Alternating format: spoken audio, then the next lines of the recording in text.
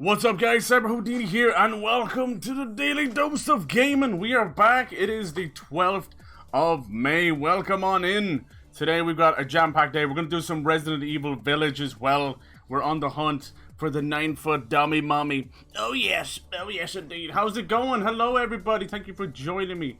I've seen the tweets as well. I appreciate that. Appreciate it. I've been having some weird stuff with Streamlabs lately. It keeps jumping my bitrate into the sky, which is great. How do you go from 4K bitrate to 16K? I don't know. I'm kind of powering through today. Wednesdays are always a little bit. Oh, I see now there's a Windows update. That's probably what's doing it. Son of bitches. But yeah, Wednesdays are always pretty busy. I'm a little bit late today, but I'm excited. Let's get things going. Let's get straight into the news. So we're starting off with a little bit of Ratchet and Clank. I had heard that the reviews for Ratchet and Clank Ripped Apart will be coming in pretty soon, which is always good news. When a game gets reviewed early, it's usually a sign of confidence from the developers. But so far we've got a lot of previews which are looking good. It is going to be a PS5 only game, so that is going to, I think, hold back sales a little bit, but it should be fine. They've already talked about the new Lombax, which is called Rivet, which is kind of cute. We've got everything's kind of mechanical based with the names, you know, having Ratchet and Clank and now Rivet. She's kind of cute, for sure. I mean, look at her. Look at that little face. So it looks like we'll be playing as her. They're definitely using the SSD for its full extent. Dynamite, my English brother, how's it going? Thank you for that follow, or for that host, dude. Dude, I was just thinking back about how many months you've subscribed. That is insane, man. 2 years. 2 years. I think you hold the record, man, for the longest subscription on the channel, dude. That's the longest record, without a shadow of a doubt. That's amazing, man. I don't think anyone's beaten that. Holy crap. Thank you for that support. Thank you, everybody, for support. No matter if you're here just to hang out, it doesn't matter. It doesn't matter how long you stay. As long as you come in and say hello, I'm so happy and so grateful for that. We're just going over a little bit of news for today. We've just heard about Insomniac. They did actually manage to keep the rights to Sunset Overdrive, and Sony just filed a trademark for Sunset Overdrive. So will we see Sunset Overdrive on PlayStation? I would love that. That game does not get enough love at all. It got kind of lost on Xbox for sure, and it's super cool. But yeah, Ratchet and Clank. I'm hoping to play the 2016 Ratchet and Clank.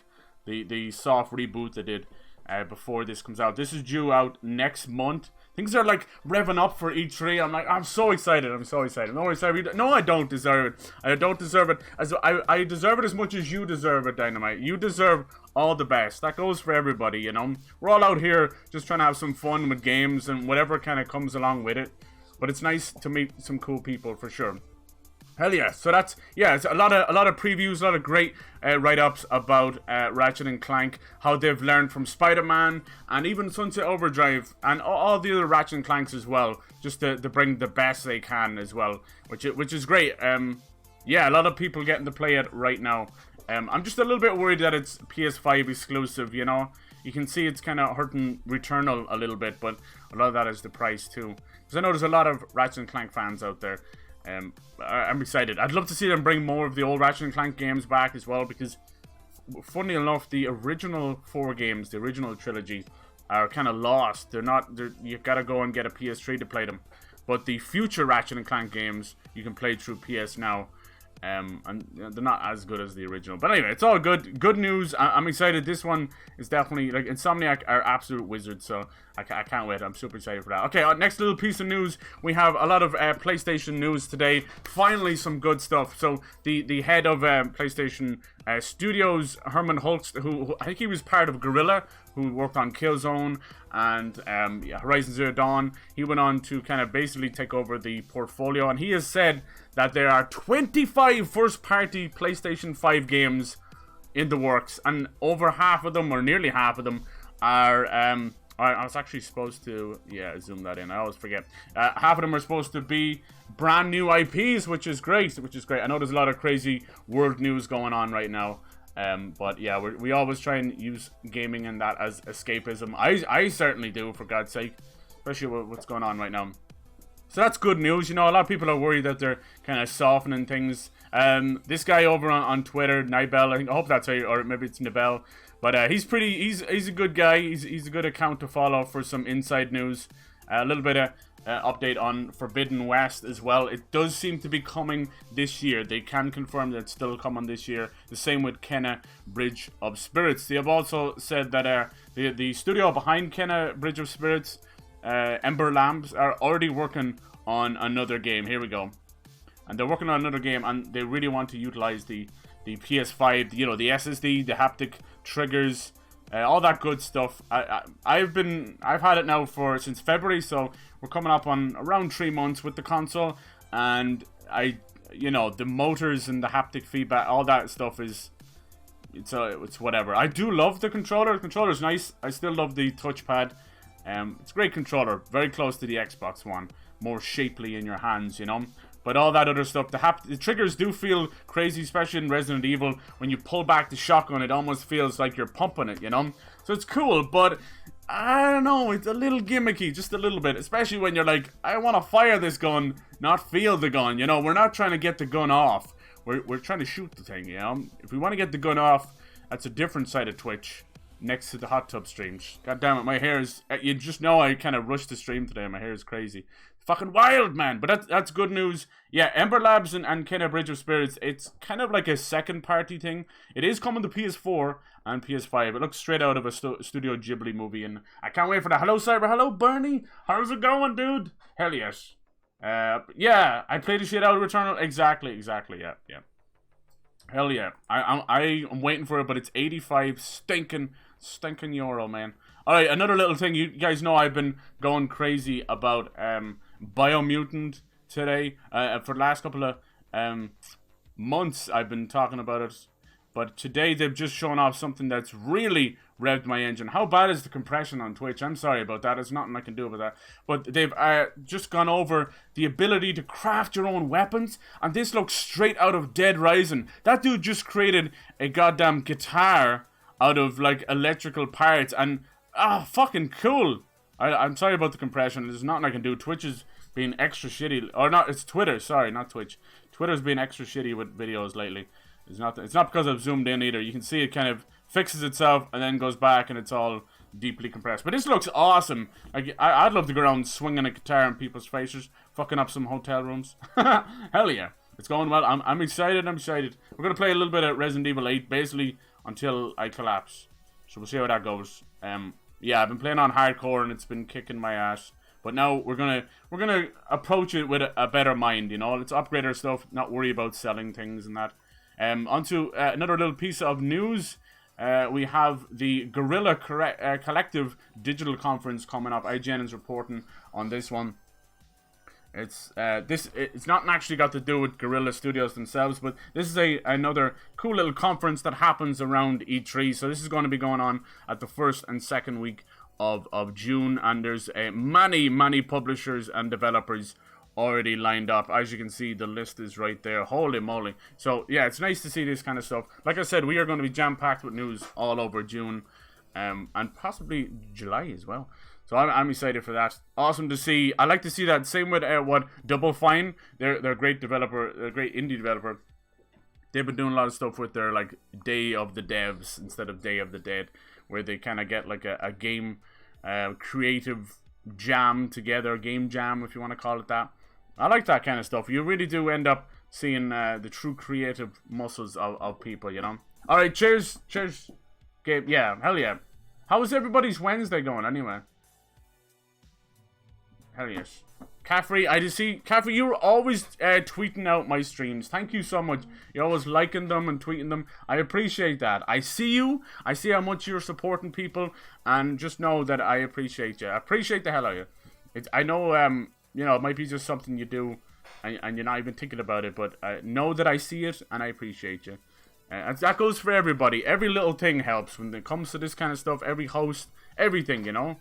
And thank you. Thank you for helping kind of get these streams out there, because especially when it comes to this daily dose of gaming, it's something small. It's at the start of streams. I know everybody else is streaming, so it's super tough to get any kind of natural exposure, you know. Nowadays, if you're not in a hot tub or doing a subathon, you don't really exist. But it's okay. We're not here for exposure. We're here for fucking fun, right? Hell yes. Next little piece of news is Scarlet Nexus. If you haven't heard about this game, it is a brand new anime-inspired action RPG. Very much like Code Vein and that, if you saw me playing that with proper play.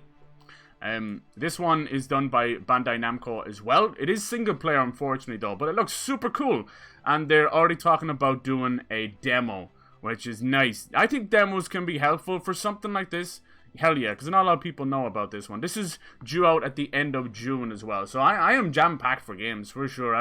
This is not going to slow down. We've got Mass Effect Legendary Edition at the end of the week as well.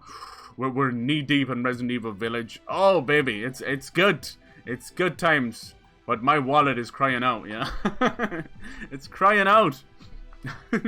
So the demo will be coming to Xbox first, just because they have a marketing deal. It is what it is. You know how that goes. It's the same thing happened with PlayStation and Resident Evil Village.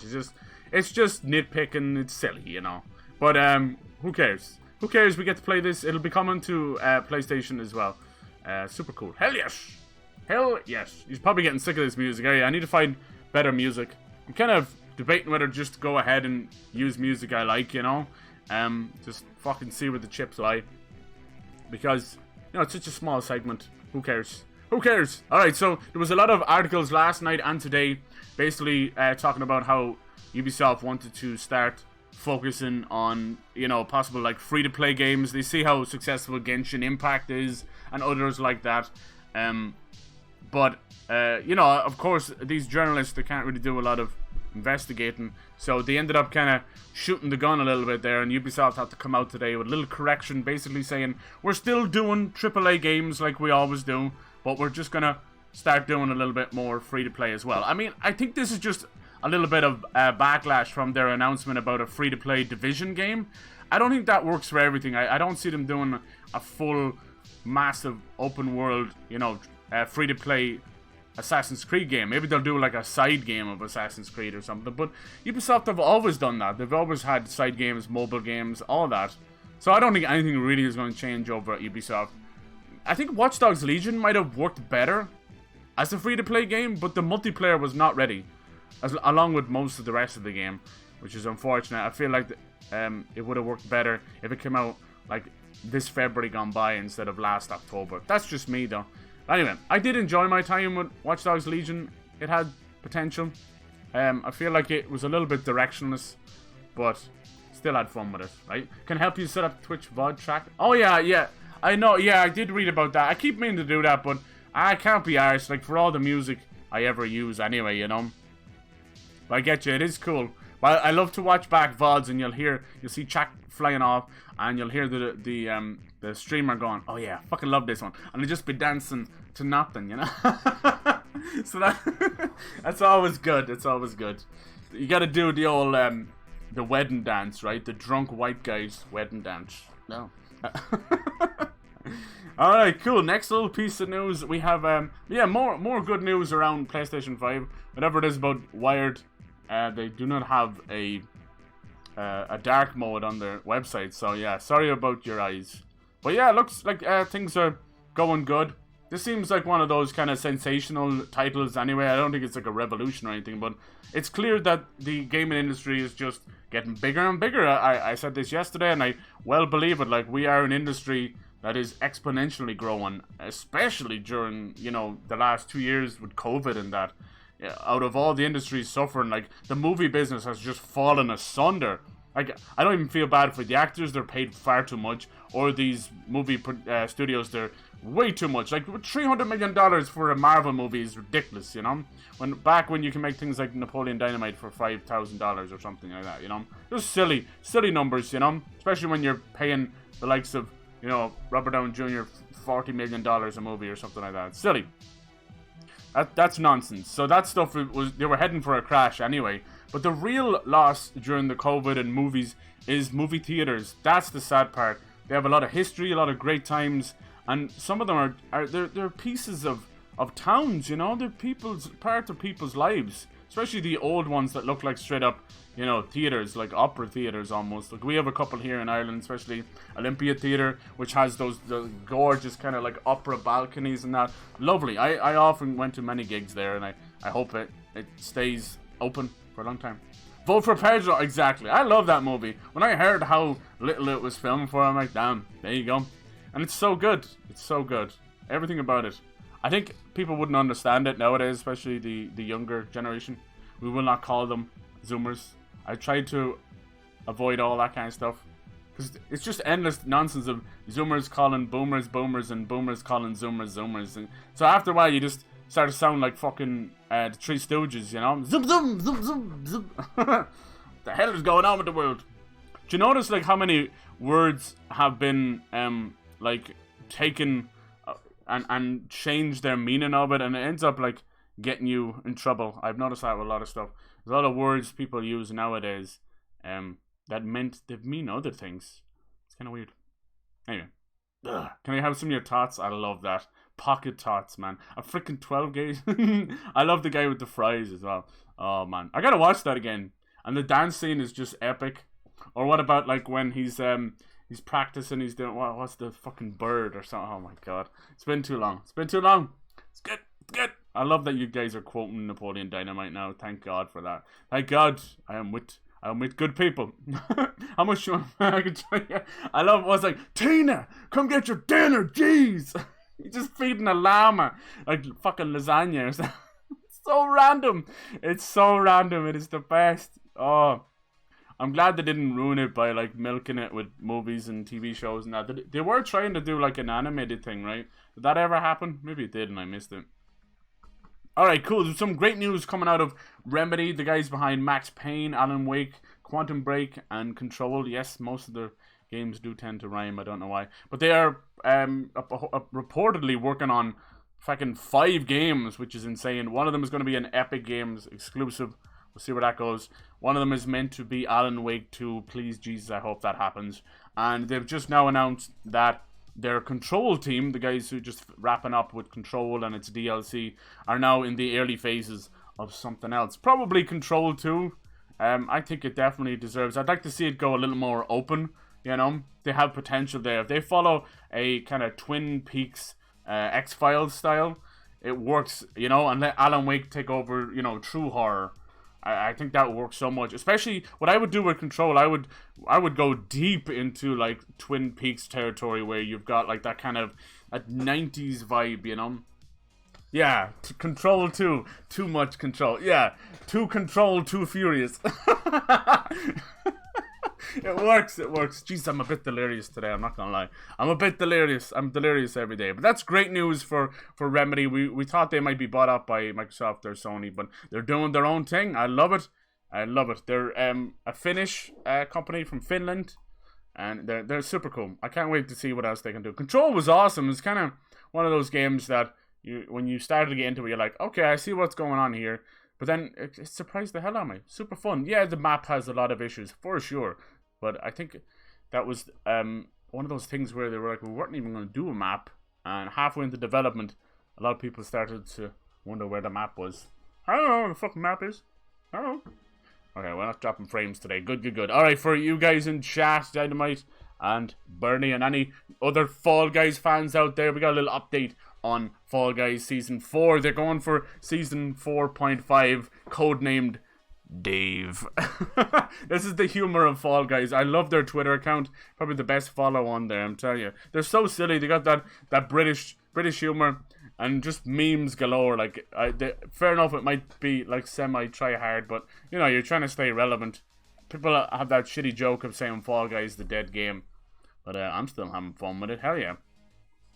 I'm still searching for that last achievement, that last trophy of getting 5 in a row. So I suck, but I've got like 28 trophies now, so hell yeah. So this looks cool. Like usually the mid-season refresh doesn't really add new rounds, but they're going for it. They're bringing Slime Climb back, and now it's called Slime Scraper. Completely different. Something tells me this is going to be heavy on the flippers. You know, you're going to be climbing a skyscraper full of slime, so heavy flipper action. So if you've been needing that good flipper action, it's coming. And then Button Bashers. Players are split into 1v1 dueling pairs. Best beans goes. I like that. They're really kind of branching out now, and I think Season 4 might be the best season yet. Having a lot of fun with it. I want to play more of the battery game, the power game. I really like that. It's cool. It's cool. They've been doing a lot now with the kind of special stages where you can win. It's where I've won most of my crowns from, where they do like, you know, three rounds of hexagon or thin ice. I had a little brain fart there. And now it's 3 rounds of fall ball. So I was talking about them doing like Bean Olympics or something like that, or Fall Guys Olympics, where they can have multiple sport games, you know. But so far we've only got fall ball and basketball, so we need more sports. I want to see tennis in there. Let's see if we can get like a tennis game where you've got multiple beans that have to hold on to a giant tennis racket or something cool like that. I don't know. There's potential to do like bean pinball as well with those flippers, and we have that kind of short circuit, so it's kind of like hurdles or racing and that. So yeah, there's a lot of potential. We'll see where it goes. They started off as a kind of a cyberpunk futuristic season, but it quickly went into space, UFOs, aliens.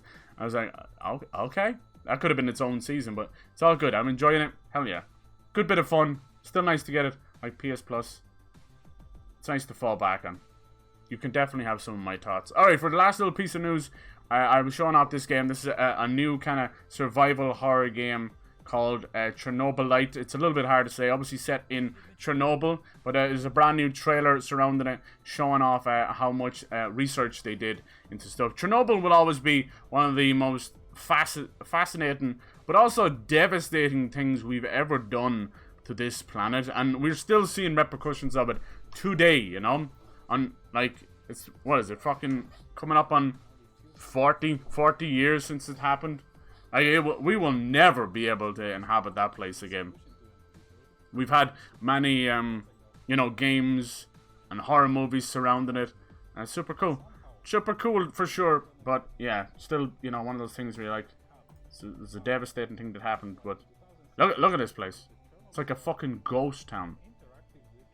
It's all covered in heavy radiation. Yeah, oh yeah, the guys working on this, the farm, right? I think they're the guys who made Get Even. Let me double check that. I'm nearly sure that is.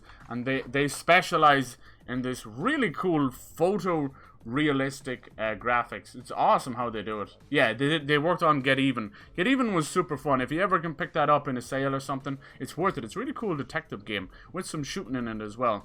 And I've no doubt that Chernobyl Light will be awesome as well. Hell yeah.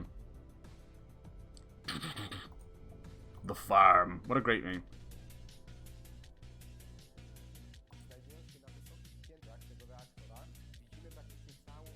I like to see, like, when games do this. If you guys like game documentaries, you should check out Raising Kratos as well, which was a great documentary how they created God of War 2018. You know, it's very lighthearted as well. I find like if you mix a little bit of comedy in there, it helps. It helps for sure. Nice. Nipples! Always nipples. I mean, where would we be without nipples? Like, we'd be so far back in time without nipples. You see so many great, like, Eastern European developers and Eastern European setting games, you know? Like, from the high-ups of Witcher 3 to even better games like the Metro series. It's awesome. It's absolutely awesome. It's great to see different talent and different visions from all around the globe, because you know, you don't always get to see that kind of stuff unless it's put in your face. Behind every great man is a great pair of nipples. That's true. That's true. That's kind of kinky too. You got back nipples? Yeah, we could have back nipples. Why not? You know, Christ. Do you ever wonder, like, humans only ever get 2 nipples, unless you're one of those people?